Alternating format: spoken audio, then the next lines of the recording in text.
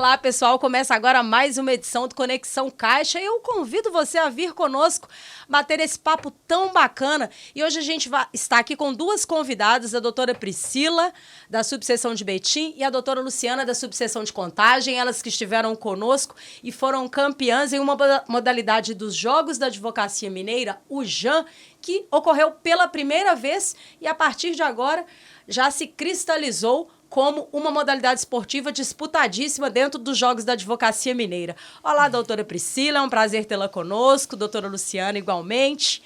Meninas, gostaria que vocês se apresentassem aqui para os nossos participantes aqui do Conexão Caixa, quem nos ouve e quem nos assiste pelos canais da Caixa de Assistência da Advocacia Mineira, neste que é o podcast da Advocacia Mineira. Muito bem-vindas. Boa tarde, Zirlene. Boa tarde, doutora Luciana. É um prazer e uma satisfação enorme estar aqui, mais uma vez, falando desse assunto tão maravilhoso que é o tiro esportivo. Bom, eu me chamo Priscila Fernandes, estou como presidente da Comissão de Estudos de Isonomia da subseção de Betim. A gente tem desenvolvido um trabalho maravilhoso lá. E é incrível essa experiência de estar divulgando esse assunto para uma classe tão nobre, que é a da advocacia. Obrigada por abrir espaço para a gente. Fiquem à vontade. Doutora Luciana vem de Contagem, fazendo um trabalho também, desenvolvendo um trabalho lá nessa linha. Vamos falar sobre isso, né, doutora Luciana? Isso, Zirlene. É um prazer estar aqui, tá? Te agradeço de antemão a oportunidade para a gente estar aqui falando de um assunto tão importante, né? Principalmente para a advocacia. E, atualmente, eu estou como presidente da Comissão de Estudo de Isonomia, lá na subseção de Contagem, sou membro da Comissão da Mulher Advogada, sou membro da Comissão de Direito Tributário e membro da Comissão de Direito da Sociedade de Advogados, lá em Contagem também. Tá?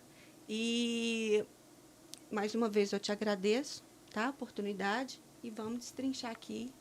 E espero que a gente supere, né, a expectativa. Com certeza, com certeza. Inclusive, a gente já bateu um papo com elas lá no JAM, no dia que elas foram receber as respectivas medalhas. E a minha primeira pergunta é exatamente sobre isso. Como vocês chegaram nessa modalidade esportiva, no tiro esportivo? O que isso tem a ver com a vivência de vocês dentro da advocacia? No início, eu tinha um pouco de aversão à arma de fogo, sabe? Para ser sincera. Mas por quê? Por falta de informação, sabe? Então, em 2020, no final de 2020, início de 2021, eu me interessei pelo assunto e passei a estudar. E comecei a me informar e vi que não era nada daquilo que eu imaginava. Mas que desinformação você tinha? Porque eu acho que ela é comum a muitas pessoas na sociedade brasileira. O que falta é isso, né? Muitas vezes as pessoas assemelham a arma de fogo, né? Como que eu posso dizer? Comparam a arma de fogo à pessoa violenta, quem tem porte de arma, quem possui arma de fogo como uma pessoa violenta, que vai sair matando as pessoas pela rua, e não é nada disso, né? Então, eu me interessei pelo assunto, passei a estudar, e, coincidentemente, dentro de uma audiência, que eu atuo também na área de família, eu recebi ameaças da parte contrária, né? Numa audiência de um divórcio, e eu fiquei um pouco com medo. Eu falei, gente, eu tenho que, né, procurar me defender, que, infelizmente, a gente não pode contar só com o Estado, né, porque a gente sabe que o Estado não é suficiente para fazer defesa. Então, eu passei a me informar, fui buscar, né, lojas de armas, despachantes, Então, eu passei por alguns testes, né? Passei por teste psicológico, teste prático. Isso foi bem durante a pandemia, sim, né? Veio desde 2020, pandemia, 2021, sim. aí que você estava explicando, né? Então, assim, e consegui adquirir uma arma de fogo. E eu vou te falar, não é fácil, tá? Não foi fácil, os testes são muito rigorosos. E foi assim que eu entrei, que eu me interessei por armas de fogo, sabe? O ponto principal foi a ameaça que eu recebi mesmo numa audiência. E foi numa audiência online, eu imagino, né? Foi presencial. Não tinha começado ainda a pandemia, no começo de 2020. Foi. E você, doutora Priscila, como que você entrou nesse universo do tiro esportivo, o seu primeiro contato com armas de fogo, com todo esse universo, que é todo um processo, né? Como as doutoras vão explicar aqui, para conseguir ser habilitada para portar essa arma. Como é que isso acontece também, doutora?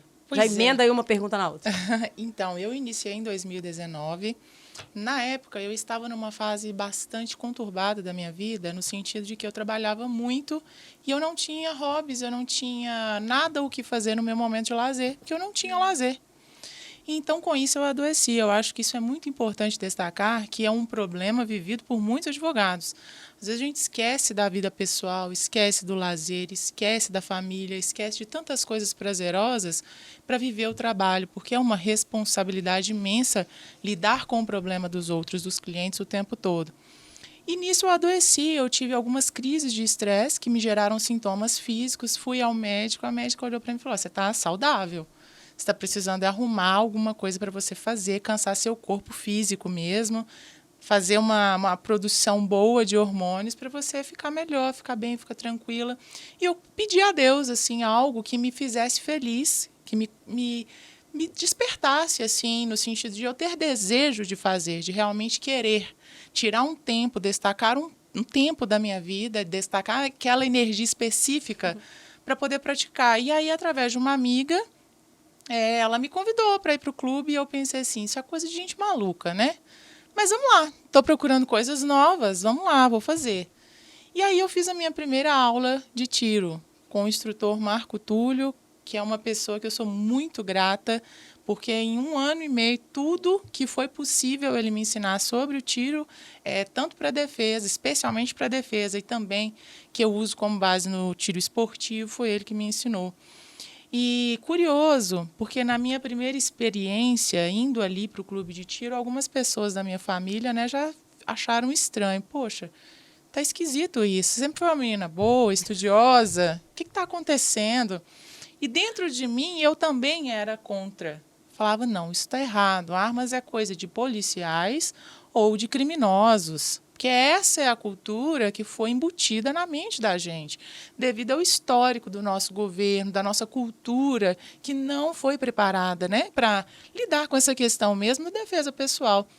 A gente sempre entendeu, enquanto sociedade, que o Estado é o nosso protetor, o nosso maior garantidor. A verdade não é bem essa, porque quando a gente avalia o índice de violência e se a gente compara o número de cidadãos de bem que são vítimas e que poderiam se defender dessa violência armada muitas vezes, é um número infinitamente superior. Os do cidadão de bem, que poderiam estar armados se defendendo, com o número de criminosos. Mas, com o passar do tempo, a minha família viu que eu gostei, eu realmente me apaixonei. Foi uma experiência muito marcante e que mudou a trajetória, a história da minha vida. Hoje eu não me vejo sem um tiro. Interessante, né? E na profissão, assim, como que vocês aliam esse conhecimento, né? E ainda há bastante resistência, pelo que podemos identificar, um pouco da sociedade civil, às vezes até dos próprios advogados. Como que isso foi recepcionado? Você falou pela família e agora do lado dos pares. Bom, no meu caso, por exemplo, eu tive conquistas que eu considero assim, conquistas pessoais muito satisfatórias. Então, pessoas próximas a mim, inevitavelmente, perceberam a minha alegria, a minha felicidade e, sobretudo, a responsabilidade com a qual eu trato o tema. Então, foi irrefutável dizer que isso não é saudável, quando convivem comigo. Uhum. Mas, profissionalmente, me ajudou muito, porque eu descobri um ramo do direito, que é uma especialização, cujo mercado carece de profissionais, que é essa questão da legislação armamentista. Então, só me ajudou. Me estruturou enquanto profissional na advocacia e também me ajudou a ter uma especialização. Hoje eu trabalho para atiradores esportivos, clubes de tiro, trabalho na defesa, quando sempre que necessário, né? Porque todo o assunto relacionado a armas de fogo é tratado ou na Polícia Federal, quando se trata de posse e porte, ou pelo Exército Brasileiro, quando se trata de atletas do tiro desportivo, né? Então, vocês lidam nas duas instâncias, né? Tanto com o Exército quanto com a Polícia Federal. Porque vocês, além de praticarem o tiro esportivo, né, ainda ambas têm o porte ou a posse. Também é bom a gente explicar um pouco essa diferença, né? Na verdade, o porte de armas é diferente da posse de armas, né? Então, o processo para você conseguir o porte de armas, ele é muito mais rigoroso do que o processo de posse de armas, o que não quer dizer que a posse também não é difícil. Igual eu falei anteriormente, né, que para adquirir uma arma de fogo de forma lícita é muito difícil. Então, muito vários complicado, testes, né? Psicológicos. Então, o porte, o processo para conseguir, ele é um pouco mais difícil, exige um pouco mais da pessoa, sabe? No momento, vocês têm a posse. Sim, a posse. E a gente está trabalhando, né, pelo menos assim, o objetivo da nossa comissão, um dos objetivos é levar informação, principalmente para a advocacia, né, para a gente tentar a prerrogativa do porte de arma, que é tão importante e é tão necessário nos dias de hoje, né? Então, assim, a pergunta que você fez aí relacionado, né, aos objetivos, às conquistas nessa área, eu estou muito feliz, eu fiquei muito feliz com a procura dos eventos que a gente fez lá em Contagem, sabe? Vocês já realizaram eventos, né? Em Vários. Contagem e em Betim também? Em Betim também. Nas respectivas subseções. Sim, A em procura é Contagem, altíssima. E são mulheres, o público é específico. Eu gostaria que vocês falassem um pouco a Sim. respeito desses cursos, né? Como fazer para participar, advogados que estejam nos ouvindo, o interesse, ou somente para advogados ou para mulheres de outras profissões também, esse interesse. Como é que vocês dividem o curso? Sim, lá na Esclarecendo. subseção de Contagem, foi a pioneira, né, Priscila? Foi. O Rogério, que é o presidente da subseção, ele abriu as portas para a gente, falou, não, vamos lá, vamos fazer. Me deu carta branca, falou, Luciana, pode fazer, divulga sua comissão, vamos lá. Aí, o primeiro evento que a gente fez foi um evento de curso básico de tiros. Então, nesse primeiro evento, a gente abriu para advogadas, né, diretamente para um público feminino. Então, assim, foram 30 vagas, em 15 minutos esgotaram, sabe, essas inscrições. Então, a procura foi muito grande e já fizemos quatro cursos de tiro, né, junto com esses cursos de tiro. Nós fizemos curso de defesa pessoal, nós fizemos, teve apresentação de sobrevivência urbana, né, como que o advogado deve portar no dia a dia, nas ruas, né, o que deve, o que não deve fazer. Então, assim, a gente não só tratou do tiro, mas tratou de vários outros... Da defesa da advogada como um todo, né? Então, da defesa pessoal. E desses cursos que a gente fez, já foram 4 edições lá em Contagem, 90% do público foram de mulheres. Então, advogadas. Assim, advogadas, bacharéis em direito e estudantes de direito. Ótimo, um público então, bem... Assim, Gostaria de destacar que essa empreitada de iniciar um projeto tão relevante como esse exigiu muita coragem. Primeiro porque não existia isso ainda aqui em Minas Gerais. Eu não conheço outros estados tão detalhadamente, mas eu ouso dizer que talvez nenhum deles tenha havido um projeto como esse, como o que a Luciana começou. E ela começou assim, sem saber do que ia acontecer. E se teria aceitação, né? Se teria aceitação e se seria realmente relevante para o público de advogados. Porque, embora nós já tivéssemos adquirido essa mentalidade sobre a relevância da legítima defesa para a gente, no exercício da nossa profissão, no nosso dia a dia enquanto profissionais, muitos ainda dormem. O que é chocante. É chocante. Enquanto o número de violência contra o advogado só aumenta, um monte de advogados ainda não se alertaram que a defesa da vida dele é ele mesmo quem vai começar a fazer. Então, ela começou essa empreitada de forma muito brilhante, que eu acho que foi um start que consagrou o curso básico de tiro como algo realmente benéfico, porque as pessoas entenderam a necessidade de haver essa conscientização, que até então não era falada. E tocou no assunto, né? Trouxe o assunto, deu luz ao assunto. Justamente. E vai ter mais, gente, edições? Vai ter. Já está programado para este ano ainda? Está programado. Vamos para a gente publicar poder avisar, né, para as advogadas. Contagem em Betim também, ou ali de Contagem já pega as duas cidades? Não. O que acontece? Lá em Betim tem a Comissão de Estudos de Isonomia. A gente também fez curso básico de tiro lá. O público predominantemente é de mulheres. A mulherada, graças a Deus, está entendendo que a sua vulnerabilidade ela pode ser compensada, pode ser equilibrada quando ela utiliza meios de defesa. O que eu adoro falar, Zirlene, sempre falo isso em todos os cursos que eu faço, também sou instrutora de armamento e tiro, eu sempre destaco o seguinte: a sua legítima defesa nem sempre é se utilizando de uma arma de fogo. Às vezes, a sua melhor defesa é colocar um circuito de câmeras, de monitoramento na sua casa, no seu escritório. É você ter visão da saída do seu prédio antes de você sair, antes de você ir lá para fora. Às vezes é você parar no semáforo e não perder a atenção olhando para o telefone, olhando, respondendo mensagens. Às vezes é você se precaver percebendo que tem alguém te seguindo e você dar mais uma volta no quarteirão para ter certeza antes de entrar em casa. Então, nem tudo que a gente fala sobre legítima defesa é com armas de fogo. O que eu gostaria que muitas pessoas entendessem é que armas de fogo não é para todo mundo mesmo, não. Eu, Priscila, tenho as minhas.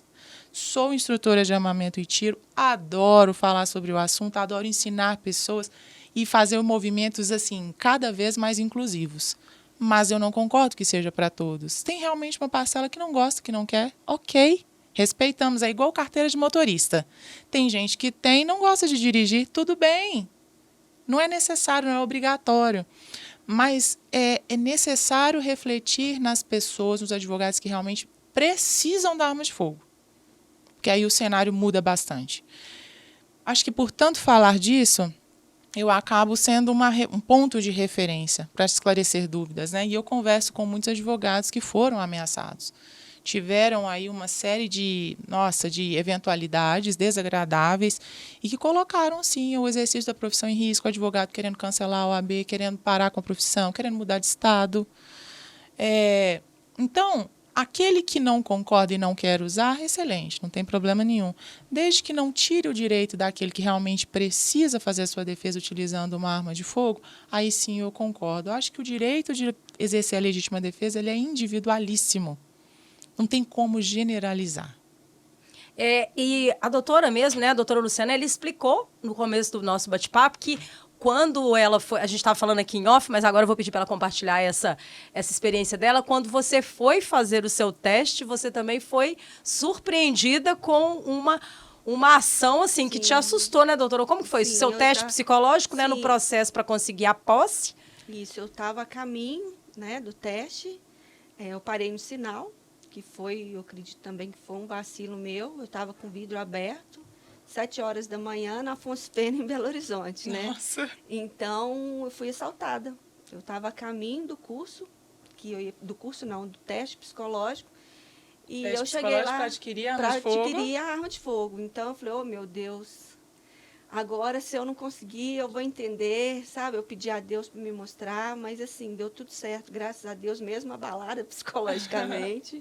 Foi lá, deu o seu melhor e conseguiu, sim, né? Graças a Deus, deu tudo certo. Mas, assim, depois disso, eu fico muito atenta. Igual, o que acontece? Quando eu adquiri a arma de fogo, o cuidado é redobrado. Eu passei a observar o mundo de outra maneira, sabe? Eu fiquei mais cuidadosa, eu fiquei mais observadora, eu fiquei mais medrosa, vamos assim dizer, sabe? Porque eu e não mais destemida, né? Como mais muitos destemida. podem acreditar que aí vai ter um desenvolvimento. Mas eu com uma arma vou me sentir, posso fazer qualquer coisa. Então, com vocês, o efeito foi outro. Depois a Priscila pode falar sobre isso também. Porque o que acontece? Interessante. O significado de a arma de fogo é um equipamento de autodefesa, né? De defesa. Então, um mecanismo de defesa. Então, a partir do momento que você adquiriu aquele equipamento que é usado para defesa, então você tem que abrir mão de muitas coisas. Por exemplo, se você tem um porte de arma de fogo, você não vai frequentar um estádio de futebol. É o meu ponto de vista, tá? Você não vai frequentar shows, lugares superlotados, porque você vai ficar com medo. Então, você passa a ter um olhar diferente sobre esse tipo de coisa, sabe? Porque qualquer incidente que acontecer, a responsabilidade é sua. Então, não pense que você tem uma arma de fogo, que você vai ficar destemido, né? Igual você falou, vou ficar destemido, comigo não tem, eu vou enfrentar qualquer um. Não. Peito de aço, né? Pelo contrário, você tem que tomar cuidado com você, com a sua família, né? Ficar muito mais responsável em relação à segurança, enfim. Então, Não pense que é O efeito é o contrário, não, né? Não é. A verdade é que quando nós temos uma arma de fogo, a última coisa que a gente quer fazer é usar. Exatamente. Porque foi muito difícil conseguir você se tornar apto para conseguir. Até a sua aquisição ali de forma lícita, tudo certinho. E você presta contas disso para sempre para o Exército Brasileiro ou para a Polícia Federal, conforme o caso. A última coisa que você quer fazer é usar essa arma de fogo e se complicar judicialmente, porque haverá responsabilização por todo ato praticado. Ainda mais no caso do advogado, que a profissão dele depende disso, né? Pois é. E em relação à questão do exercício da legítima defesa, independente se você agir em legítima defesa ou não, haverá investigação criminal. Você vai passar pelo inquérito policial. Se houver dúvida da sua inocência, inocência foi muito leigo, né? Meu modo de dizer, mas eu acho que eu me fiz entender. Se houver dúvidas, mínimas dúvidas, você vai passar por um processo criminal, vai ser levado a tribunal do júri. Então, quer dizer, que advogado que passou por todo esse processo burocrático vai querer enfrentar as consequências da própria legislação? Ninguém quer fazer isso, né? É verdade. Gente, infelizmente, olha como é que o nosso bate-papo, o assunto é amplo demais. Chegamos ao final dos nossos 30 minutos. Vocês acreditam? Eu já estou convidando vocês a retornarem, porque a gente tinha uma pauta aqui muito maior para aprofundar. Mas nesta edição do Conexão Caixa, a gente não vai conseguir aprofundar muito, mas eu gostaria de pedir para vocês deixarem os contatos de vocês, como que as pessoas que nos ouviram podem entrar em contato para saber mais a respeito, falar a respeito, se já tiverem uma agenda, né, pelo menos para setembro, outubro, até o final do ano, de alguma atividade que vá acontecer também, a gente deixa aqui as portas abertas para já divulgar, tá bom? E passar para as considerações finais de vocês, já agradecendo a participação. Eu achei que não foram 30 minutos, eu acho que passou rápido demais. Parece que foi menos, Parece que foi menos. Que bom. Mas, bom, lá em Betim a gente está programando uma segunda edição do curso básico de tiro. Tá todo mundo lá perguntando, querendo saber data. Gente, não tem data ainda. Vamos torcer para que seja em agosto ainda. Mas vai acontecer. Calma, paciência, a gente vai marcar, vai divulgar. E daqui para frente vai ter muitas edições. Tenho certeza que muitas pessoas poderão participar. Vai ser bem inclusivo. E a gente tem trabalhado bastante para isso. Quem tiver dúvida, quem quiser falar mais a respeito, quiser mais esclarecimentos, algo que eu puder ajudar, principalmente advogados que desejam trabalhar nessa área, né, atender essa parcela da sociedade que está carecendo de mão de obra especializada, né, que é na legislação armamentista, me procura. Meu Instagram é pri.fernandes, com 3 S no final, e o WhatsApp também. Pode passar? Pode. É 319-8577-9690. E você, doutora Luciana, para fazer contato, para saber como participar dessas atividades lá em Contagem, de outras subseções também, parcerias? Sim, a gente está planejando, né, Priscila? Uma coisa boa que vem por aí. Muito boa. A comissão lá de Contagem, de isonomia, juntamente com a comissão de isonomia lá de Betim, a gente está planejando um evento grande. Se Deus quiser, vai dar tudo certo. Para este ano ainda? Para setembro.